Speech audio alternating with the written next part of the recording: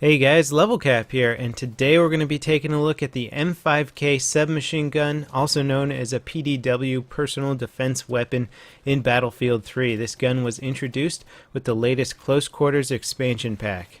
Now to unlock this gun, you first have to unlock the Spaz 12, which needs 20 pistol kills and 20 shotgun kills, and after you have unlocked the Spaz, then you need 100 submachine gun kills, or PDW kills rather, and then you need to place in the top 5 of a round of Gunmaster. It's really not too hard to unlock the M5K.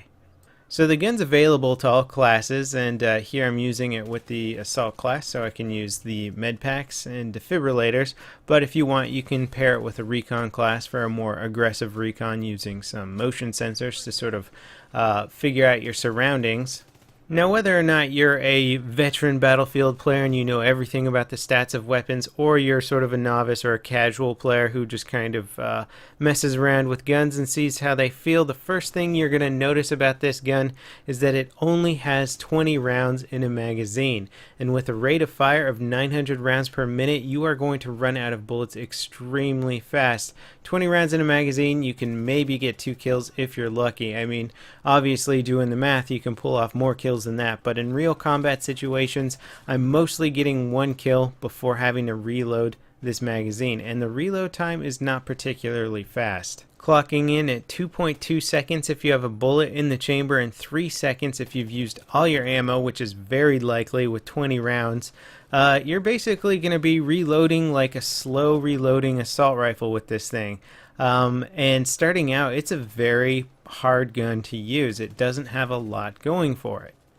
The iron sights are fine, and you unlock the red dot sight at 10 kills, so that's nice. You have to get 60 kills with the thing though before you get extended mags, which increases the magazine capacity from 20 to 30. Now, I don't know if I really agree with DICE on this point here, because the gun doesn't have a huge amount going for it in general. So having it start out with 30 rounds and then upping, or start out with 20 rounds and then upping it to 30 rounds, which is an absolutely necessary upgrade, you kind of get locked in to the extended magazine upgrade for this weapon. The MP7, it starts out with 20 rounds. I think it should start out with 30, but the MP7 at least gets upgraded to 40 rounds. So after kind of playing around with the gun for a while and just getting a feel for it and not particularly loving it, I dove into the stats to see if I could potentially look at the stats and see what attachments I could put on this thing to try and make it a good usable weapon. And there's some interesting things in the stats. First thing I noticed is that this gun has the worst aiming down sights accuracy of any of the other PDWs. So it seems to be saying like, don't aim down sight with the gun. It's just got terrible accuracy. Now, I mean, you can kill people aiming down sight, but why would DICE give this gun the worst aiming down sight accuracy? So it seems to suggest that maybe they want you to use the gun in more of a hipfire mode. Yet the hipfire for this weapon doesn't really compete with the MP7, the P90, the PP2000, or even the UMP, or the PP19. So all those guns actually have more accurate hipfire than the M5K. I don't know why DICE would give this gun a little bit more chaotic hipfire than those weapons. It's very compact. It's even got a foregrip built into it. Everything about the design of the weapon seems to suggest that yes, you should be able to use this thing while hipfiring. It's not to say that the hipfire is bad. It's only got a slightly higher hipfire spread than the other weapons, but it still doesn't really make sense to me why DICE would give it a higher hipfire when it doesn't have a lot of other things going for it.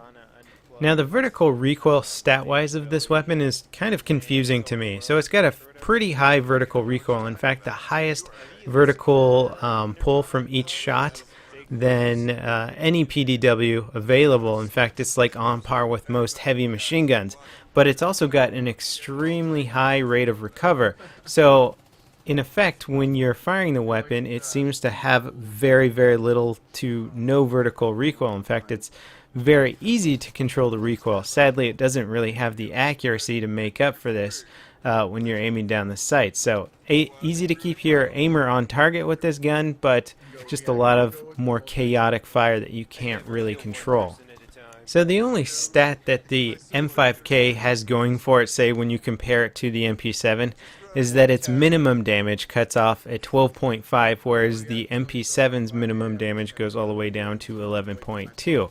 A very small change in minimum damage, and frankly it's not that important because minimum damage is important when you're shooting people at longer ranges, and both these guns are really meant for close quarters. So as I was saying earlier, you kind of have to use the extended mags with this gun because 20 rounds is just not a viable option. And it's unfortunate because the gun actually gets stuff like the flash suppressor or regular suppressor to attach, and it'd be interesting to see what this gun can do with those, but you really just don't want to give up your extended mags. So extended mags is kind of forcing you into not using any attachments other than like flashlight or laser pointer with this gun, because that's all you can kind of throw on there other than extended mags. So it kind of forces you into a situation where here I'm using flashlight and extended mags, and it's kind of a douchey setup, you know, you're blinding people, but it's the only way I could really get this gun to work effectively. Now laser sight can help you with that hip fire, and the hip fire is not bad. You can definitely hip fire and kill people, but if you're going to be hip firing with a PDW, you may as well just use the MP7 because that one is just at this point the king of hip fire.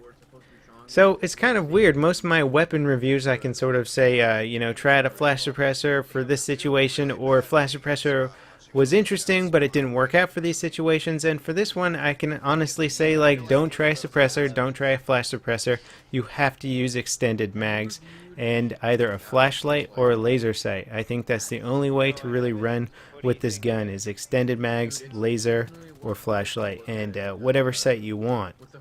Digging into the stats of this gun, it really seems like DICE wanted to create something with very little recoil to it, and that's kind of cool, and it has a little bit faster reload with bullet left in the chamber than the MP7, so I don't know what to say.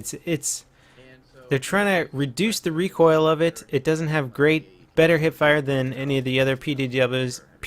It doesn't have better damage output. It doesn't have better accuracy. So it's like, DICE, where does this gun fit in? What does it do that other PDWs can't do better? And I'm left at a loss there. I can't tell you what this gun can do better in any category than any other PDW. It doesn't reload faster. Doesn't do more damage than other PDWs, doesn't fire faster than other PDWs, it doesn't have better hip fire than other PDWs, it has the worst aiming down sight accuracy of all PDWs, so it kind of seems like maybe DICE got cut off halfway through tweaking the stats for this gun or something and just sort of left it as is, because it's kind of crap, I'll say. You know, it's a bad gun. I'm not saying you can't like the gun, because there's a lot of cool nostalgia value for the M5K. And I'm not saying you can't do well with the gun. You know, I've had some good rounds with it, but I can do better with any other PDW pretty much.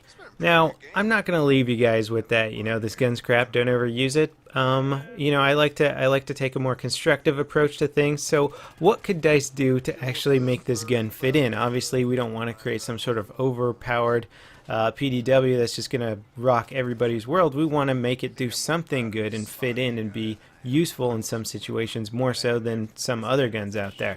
So I would say, for starters, you could give it a 30-round magazine base and let extended mags increase it to 40 rounds. That way you would actually have a gun that's viable without extended mags, and you could mess around with suppressor or flash suppressor or whatever, some of those other attachments, without being locked into extended mags. To me, that seems like a base thing that you really have to do with this gun. And DICE, if you really want to give this thing the worst aiming down sight accuracy, then buff up its hipfire accuracy. Don't make it fall prey to the MP7's superior hipfire. Give it some competitive hipfire, and then this gun can actually fall into the same category. So I think if you make the hipfire on par with the MP7 and give it a 30-round base, I think that's a really good starting point to making the M5K a viable PDW.